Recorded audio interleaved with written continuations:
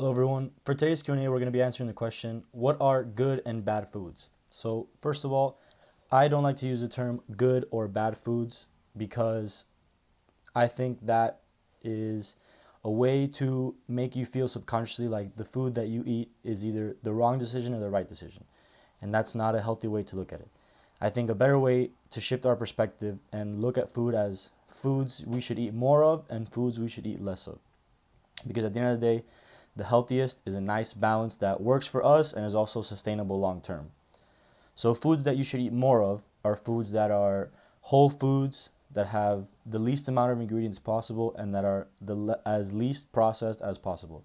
Things like meat, poultry, things like fresh vegetables, fresh fruits, things like dairy products, things that we get naturally either from the earth or from other animals. Foods that you should eat less of are foods that are more highly processed, maybe things like ice cream, things like snacks, maybe some Pop Tarts, Doritos, things like that. Now, it is not healthy to go into either extreme, either the extreme of eating everything super, super healthy or everything super, super unhealthy.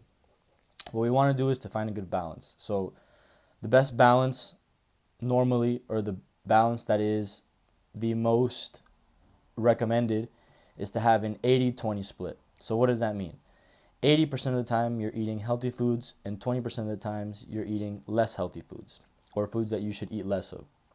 So this will help you create a balance where long term you are still healthy, you still find less processed, more whole foods that you enjoy, but you also give yourself that space to have foods that you enjoy most or enjoy more of. Some things like ice cream, things like pizza, things that you can have every once in a while, but it won't shift you off of your plan or off of your game per se. If you're trying to improve in the gym, maybe lose some fat, maybe gain more muscle, because that balance is key. Because if we go into extremes, what happens is we could be super strict in the healthy way, and then once we're done, or it becomes unsustainable, because most of the time that is, we go into the complete opposite direction or the complete opposite extreme of binge eating, and that ends up becoming a yo-yo effect where people will lose a lot of weight but then gain a lot of weight right back, and that's not healthy or sustainable for the long term.